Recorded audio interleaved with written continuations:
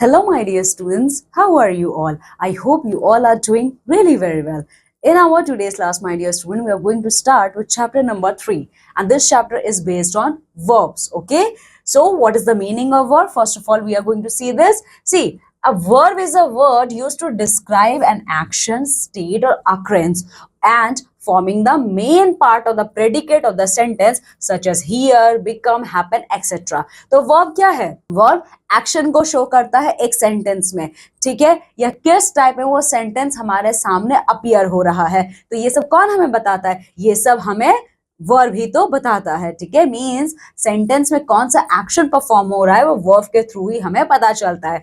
Example देख सकते हो, आई नो द आंसर, ठीक है। तो यहाँ पे मैं जानती हूँ ये आंसर, ठीक है। तो यहाँ पे जो नो है इट इज द एक्शन, ठीक है। Do you believe everything people tell you? So here believe क्या है? आपका वर्ब है। आई एम अ स्टूडेंट, तो यहाँ पे एम क्या है? ये भी आपका वर्ब है। Okay, now we are going to see my dear student, in a sentence multi word verbs come, like these are the verbs which consist of a verb and one or two particles or prepositions. Example up, over, in, down, ठीक है। Multi verb का क्या मतलब होता है? एक sentence में verb होता है, वर्ब के साथ एक या एक से ज्यादा यानी दो पार्टिकल्स होते हैं, प्रीपोजिशंस होते हैं, ठीक है। तो देखो तीन टाइप के ना के मल्टी वर्ब के, आप लोगों के तीन टाइप्स के मल्टी वर्ड वर्ब्स होते हैं, ठीक है।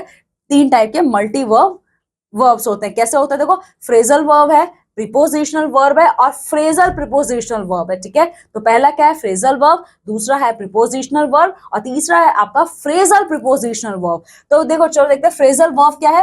फ्रेजल वर्ब के दो पार्ट होते हैं, एक आपका मेन वर्ब होता है और एक आपका एडवर्ब का पार्टिकल होता है, ठीक है। तो जो सबसे कॉमन एग्जांपल्स, जो कॉमन वर्ड्स यूज किए जाते हैं फ्रेजल वर्ब में, वो है आपके bring in, go around, look up, put away, ठीक है। फिर दूसरा आता है प्रीपोजिशनल। प्रीपोजिशन के भी दो पार्ट होते हैं, एक वर्ब होता है, एक प्रीपोजिशन होता है। फ्रेजल वर्ब के दो पार्ट है, एक मेन वर्ब है, एक आपका एडवर्ब का पार्टिकल होता है। प्रीपोजिशन के भी दो पार्ट होते हैं, वर्ब होता है और प्रीपोजिशन होता है।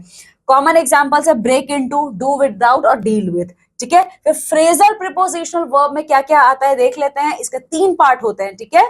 अभी तक फ्रेजल में दो था, प्रीपोजिशनल में दो था, लेकिन फ्रेजल प्रीपोजिशनल वर्ब में तीन पार्ट है। यहाँ पे आपका एक वर्ब होता है, एक पार्टिकल होता है, एक प्रीपोजिशन होता है। तो कॉमन एग्जांपल्स क्या है? Catch up with, get on with, put up with. Okay, so my dear student, now we have to do some exercise which is based on this multi-word verb. Okay, so in what way we are going to do this? Let's see.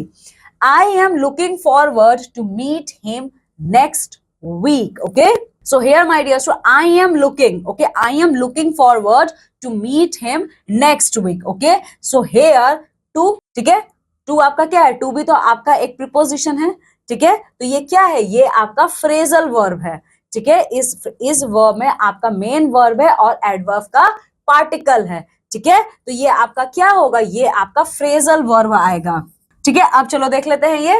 Please get off the bus, you are making too much noise. ये क्या होगा आपका?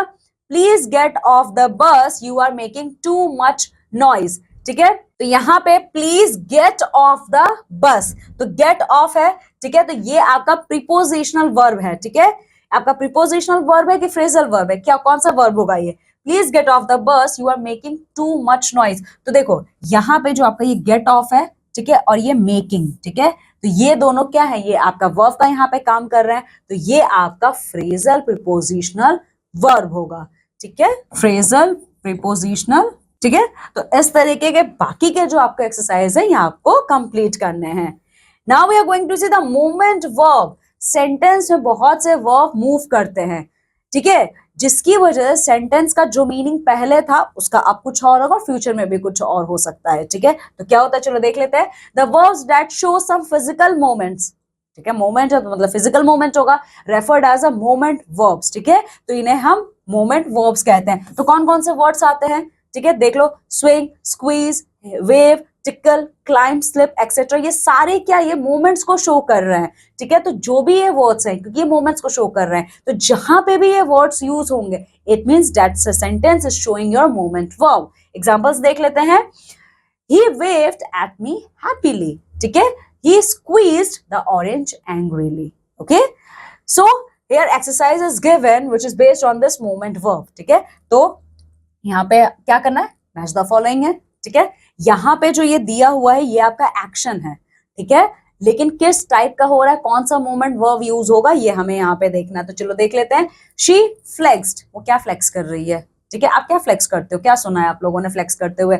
She flexed, basically जो लोग gym जाते हैं वो अपने बाइसेप्स को करते हैं ना फ्लेक्स, तो यहाँ पे बाइसेप्स कहाँ लिखे हुए हैं देखते हैं, सीरियसली यहाँ पे है, ठीक है। तो ये कहाँ पे मैच होगा, she flexed her muscles showing of her biceps, ठीक है। चलो, शी शुक, शी शुक, तो इसके दो मैच हो रहे हैं, लेकिन दोनों में से कौन सा ज्यादा इससे मैच कर रहा है ये हमें देखना है।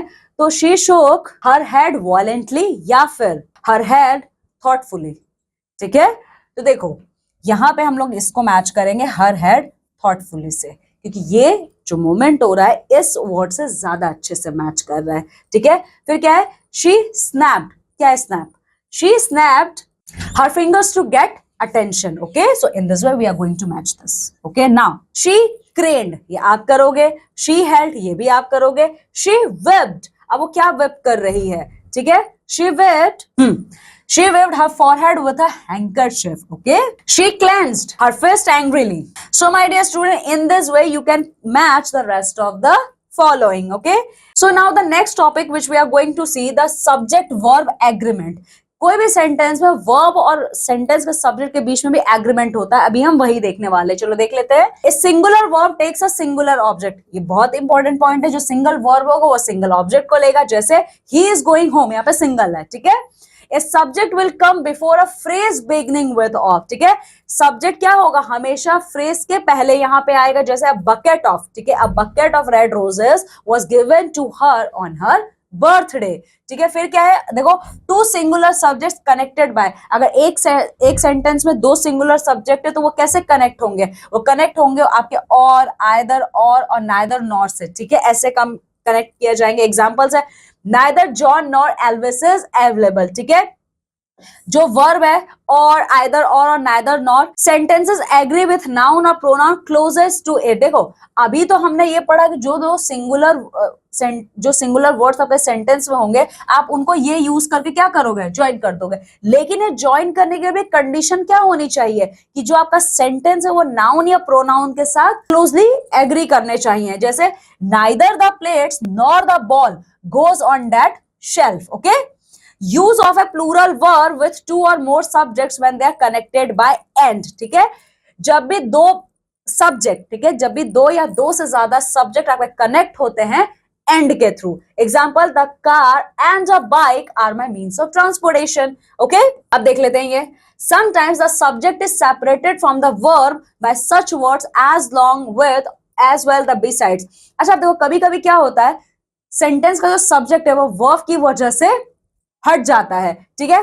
बट वो कौन से वर्ब्स की वजह से हटता है सेंटेंस में जो सब्जेक्ट है वो अगर आपका एज वेल एज बिसाइड्स, ठीक है, यानी हमारे सेंटेंस में अगर ये वर्ब्स लिखे हुए हैं एज वेल एज बिसाइड्स, तो जो हमारा सब्जेक्ट है सेंटेंस का वो अलग हो जाता है।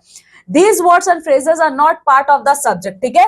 अच्छा क्यों अलग होता है, क्योंकि ये हमारे फ्रेजेस का पार्ट नहीं है, ठीक है, सॉरी ये हमारे सब्जेक्ट का पार्ट नहीं है। Ignore them and use a singular verb when the subject is singular. तो हमें यहाँ क्या करना, हमें इनको इग्नोर कर देना है। यहाँ पर हमें सिंगुलर वर्ब यूज करना है अगर हमारा सब्जेक्ट क्या है, सिंगुलर है, ठीक है। Example, excitement as well as nervousness is the cause of her shaking, okay. जो पैरेंथीज होते हैं वो आपके सब्जेक्ट का पार्ट नहीं होते हैं। Example, you can see Joey and his trusty mutt was welcome, okay. In the sentence beginning with here और there, the subject the true subject follows the verb. कोई भी सेंटेंस अगर हेयर और there से start हो रहा है तो जो उसका जो सब्जेक्ट है उस सेंटेंस का वो वर्ब को फॉलो करेगा। Example, here are the keys, there are 4 handles to jump.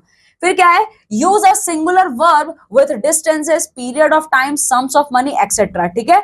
आपको क्या करना है, सिंगुलर वर्ब यूज करना है अगर सेंटेंस डिस्टेंस के बारे में बता रहा है, टाइम पीरियड के बारे में बता रहा है या मनी के बारे में बता रहा है, ठीक है।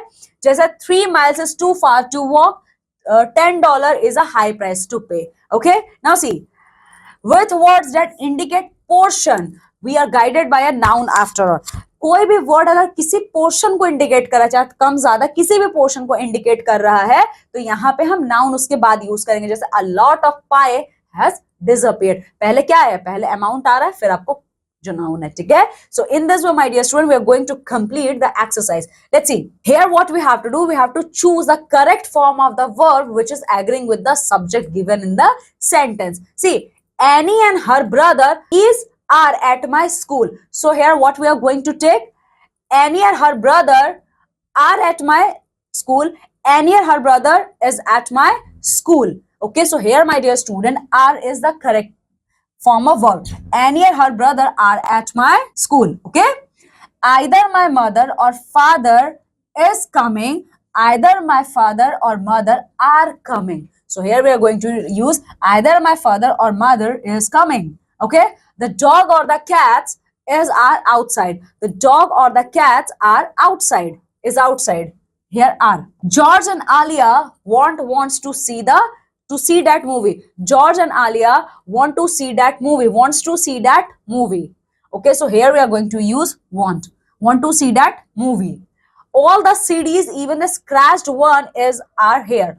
All the CDs, even the scratched one is here. Okay, are here. Okay, all the CDs are the scratched one are here.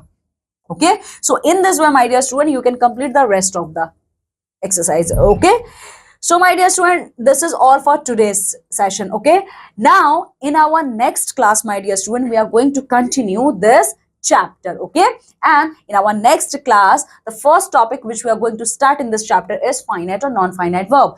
Okay, till then what you have to do, just revise the topics which I covered in this chapter, because you have to complete the exercise. Okay, now I'm taking leave, my dear student, and going to meet with you all in my next class with the same chapter but with a new topic. Till then, my dear student, take very good care of yourself. Bye.